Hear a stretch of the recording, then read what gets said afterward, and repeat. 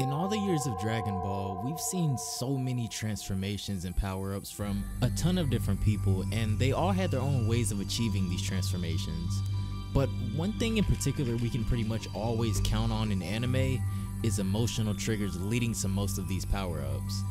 However, one person in particular has always used means of drive and determination to ascend to new realms of power. Vegeta has never really shown too much of an emotional side, but by the time we get into Dragon Ball Super, Vegeta has broken his limits past what sheer determination could ever do for him, and where else would his new source of strength come from other than family? Probably the most famous scene of Vegeta breaking his limits due to family would be when Beerus slaps Bulma, and it's stated that once he's undergone his rage form, Vegeta has then surpassed Goku. It's clear that even though he refuses to say it, Vegeta has love for his family, but we were never really shown just how it happened.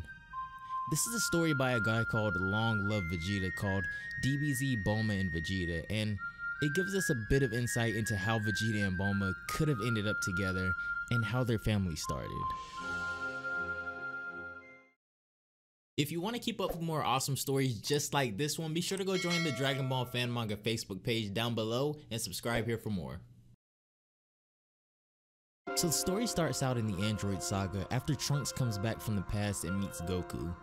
After witnessing not only Goku become a Super Saiyan, but this other mysterious boy as well, Vegeta is in dire need of more intense training, so he's been using the gravity chamber at Capsule Corp. Vegeta is pretty much his same old self in this story, as we see Bulma coming and asking if he wants to join them for coffee, but of course he gives her a cold no. At this point in the story, Bulma is still with Yamcha, and in this story, Yamcha dislikes Vegeta a lot more than usual. It might not be apparent to him, but Bulma is throwing obvious signs Vegeta's way that go right over Yamcha's head, saying there's no need for him to be so jealous and Vegeta just needs a friend. Now, like I said before, in this story, Vegeta and Yamcha hate each other a lot more than usual because these two are so different, as Vegeta is training night and day preparing for the androids, while Yamcha doesn't seem to be taking his training seriously at all. Eventually things calm down, but the fact of the matter is, Yamcha is a passive guy that's never really even had a goal he's been working towards in the entirety of the series.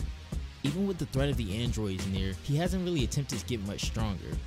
Bulma makes another sly point, saying that it's quite admirable how nothing sidetracks Vegeta.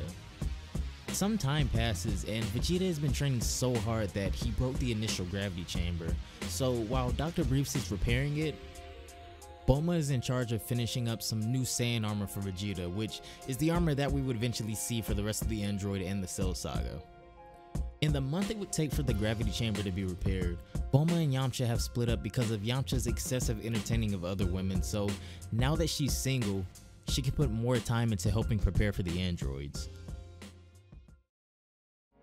One night after an extra late shift of working to improve not only the gravity chamber but the Saiyan armor as well, we see Bulma wander into the kitchen, and once she's there, she meets Vegeta, who is searching through the fridge for food. It's pretty much nothing but small talk at this point, but this is the first somewhat intimate encounter for Bulma and Vegeta. One night a few days later, we see Yamcha on the phone seemingly trying to patch up his relationship with Bulma, and when Vegeta sees him walking outside of Capsule Corp in the rain, he takes advantage of an opportunity to provoke him even further. Eventually Yamcha is provoked into fighting, but his bluff is called after Yamcha boasts about how far his training has come as well, but of course Vegeta would love to see this.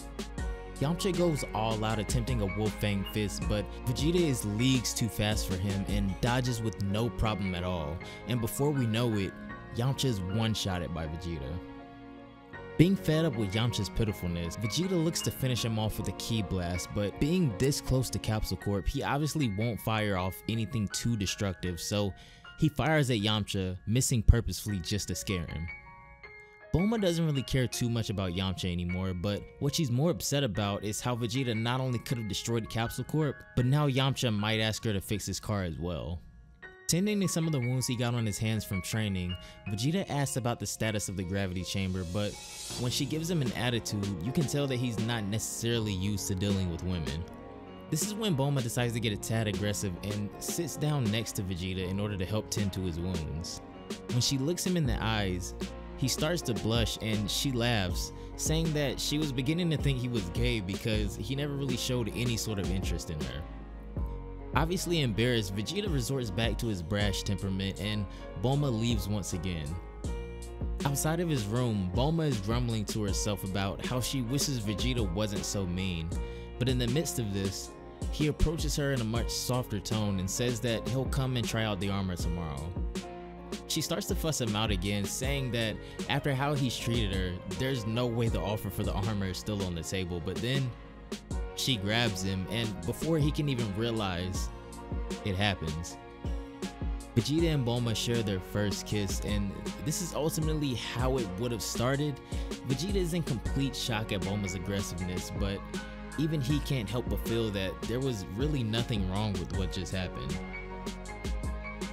That's gonna be it for this one, guys. I hope you all did enjoy it as usual. Really quick before I end the video though, I've been contemplating coming back to Twitch as well, so let me know some games you guys want to see down below and possibly other manga you be into as well. But anyways, thank you all so much for watching until the end, and I will see you all in the next one. Bye guys.